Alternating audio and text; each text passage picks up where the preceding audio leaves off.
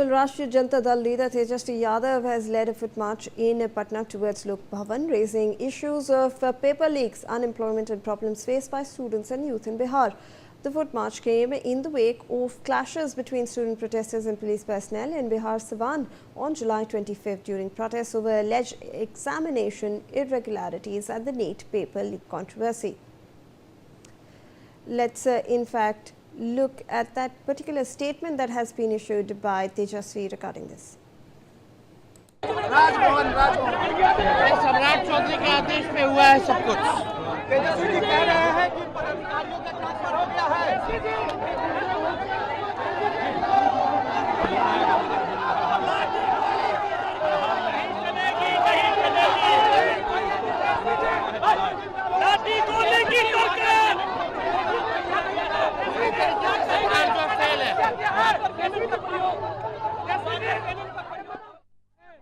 देखिए, इस सरकार से उम्मीद जो है कि छात्रों के ऊपर AK-47 चला सकती है, तो हमारे नेता के ऊपर, तेजस्वी के ऊपर वोटर कैनिंग कहीं अभी आप थोड़ी देर में हमें अरेस्ट करके लेके जा रहे हैं। कोई बड़ी बात नहीं होगी कि बिहार सरकार इनके ऊपर गोली ना चलाए हमारे कार्यकर्ता और छात्रों।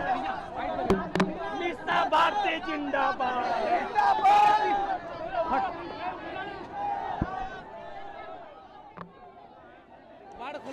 Let me go across to my colleague Ritesh for more on this. Ritesh, ये जो तेजस्वी यादव का बयान है उसके बारे में हमें जरा बताएं।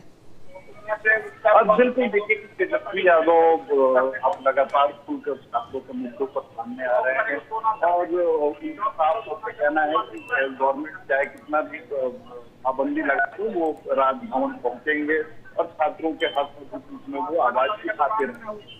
और उनका साफ तौर पर कहना है कि RJD की प्रोटेस्ट से सम्राट सरकार डर चुकी है और यही कारण है कि उन्हें रोक दिया गया है। हालांकि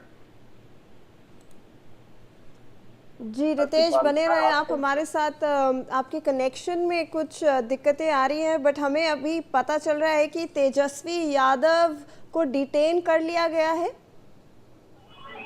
जी बिल्कुल, देखिए कि अभी थोड़ी देर पहले की ये बात है कि तेजस्वी यादव आगे बढ़ने से रोकने के लिए हिरासत में लिया है और तभी तेजस्वी यादव कह रहे हैं कि सरकार उनसे डर चुकी है और यही कारण है कि उन्हें हिरासत में ले लिया गया। देखने वाली बात होती है कि ये प्रोसेस आगे बढ़ पाता है या फिर तेजस्वी यादव यहीं से उन्हें वापस जाना पड़ता है, लेकिन सरकार ने हिरासत में लिया है। मैसेज करने में कन्वे करने में सफल होंगे कि उनके आंदोलन से सरकार छात्रों के मुद्दे को प्रमुखता से उठा रहे हैं और ये कहीं न कहीं RJD के लिए तेजस्वी यादव के लिए सुनिश्चित करने वाली बात है। लेकिन अब देखने वाली बात होती है कि क्या बातचीत के बाद आगे बढ़।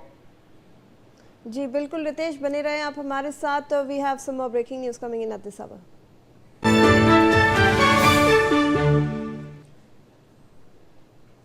RJD MP Manoj Jha, who participated in this march, has said that students and youth across the country, particularly in Bihar, were angry over recurring paper leaks and unemployment.